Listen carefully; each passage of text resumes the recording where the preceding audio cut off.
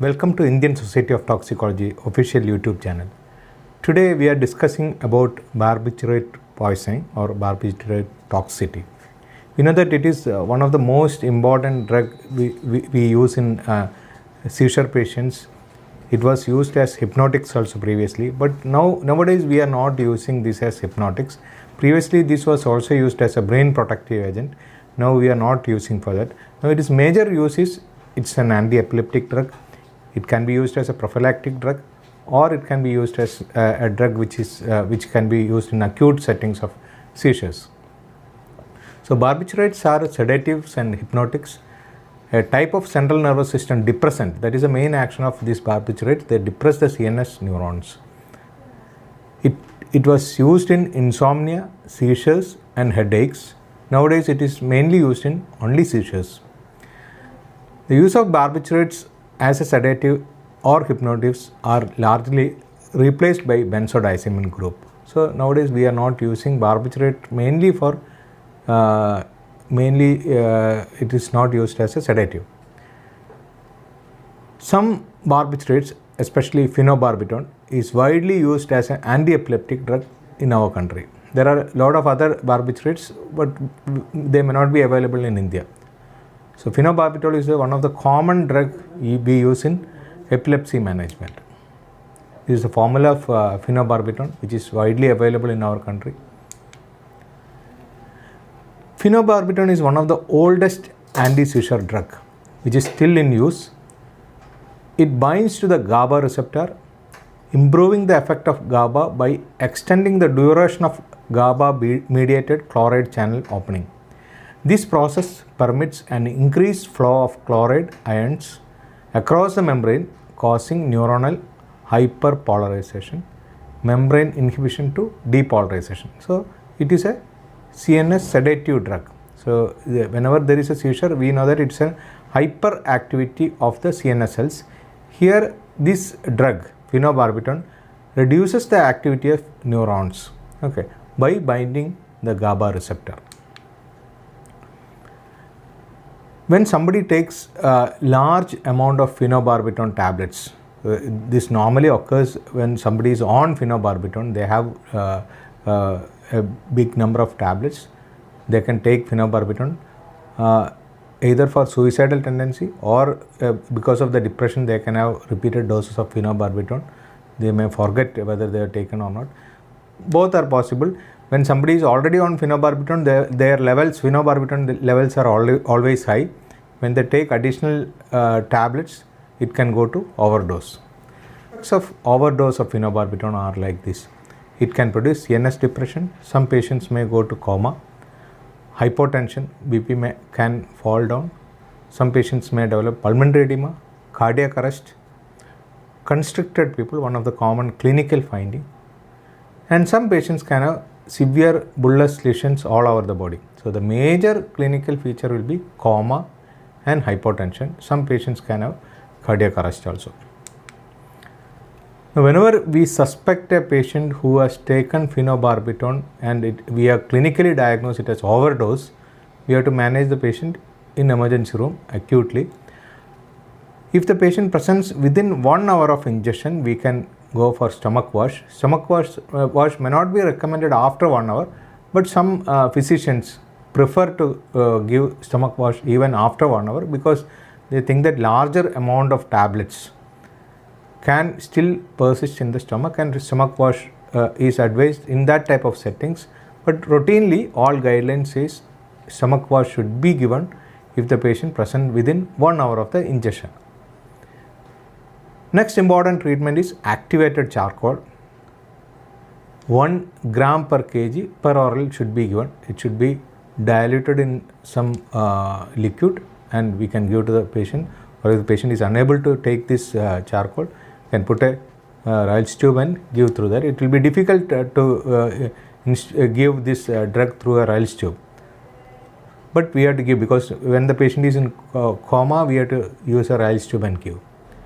Multi-dose activated charcoal can be considered if the patient has ingested large amount of phenobarbital. So multi-dose charcoal is like this: 50 to 100 gram per oral initially, followed by 12.5 to 25 gram every 4th hour, that is multi-dose charcoal. If the patient has taken larger dose, or if the patient has taken a tablet which is having an extended release preparation, both conditions we can give multi-dose activated charcoal. So stomach wash is the first priority if the patient comes within 1 hour. If the patient has taken larger amount, some physicians still prefer stomach wash. Activated charcoal can be given. Larger amount may be treated with multi-dose activated charcoal.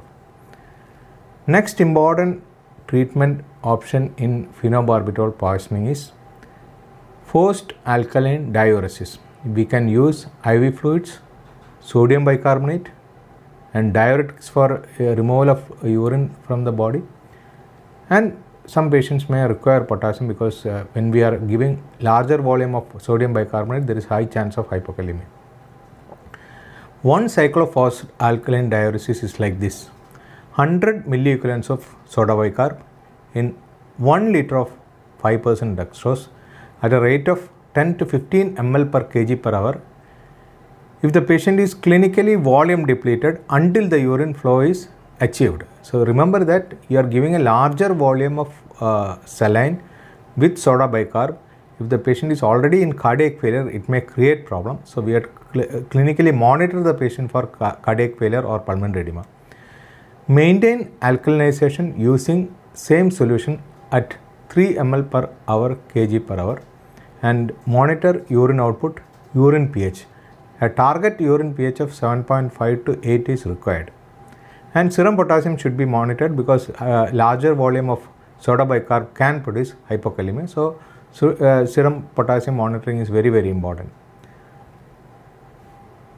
We have to monitor the serum pH. It should not allow to rise above 7.5 to 7.55. Injection furosemide can be given when we are giving larger volume of normal salines, because that can sometimes produce pulmonary edema. So furosemide can be given and produce forced diuresis, remove the urine, remove the volume from the body. Achievement of alkaline diuresis often requires in simultaneous administration of at least 20 milliequivalents per liter potassium chloride. So that means whenever you are treating the patient with fluids and bicarbonate, there is a high chance of hypokalemia. These patients should be given potassium. Okay, depending on the potassium levels, we can treat, or we can give at least 20 milliequivalents per liter potassium chloride and check the potassium and correct it accordingly. Contraindications for forced alkaline diuresis are like this: patient unable to tolerate volume like cardiac failure, liver failure, kidney failure, all these things, volume or sodium load. So we will not be able to treat the patient with forced alkaline diuresis. Severe hypokalemia on presentation, we may not prefer forced alkaline diuresis because larger volume of soda bicarb further worsens the hypokalemia and patient can have cardiac arrhythmias. Severe renal failure also, you will not be able to give larger volume. So any volume overloaded condition, we should be very careful in giving forced alkaline diuresis. And another contraindication is hypokalemia.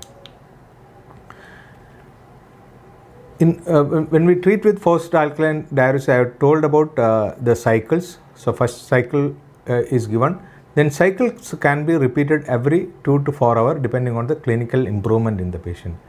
Maintain a urine output around 300 ml per hour. Taper the cycle over 24 hours. So minimum 24 hours you have to give.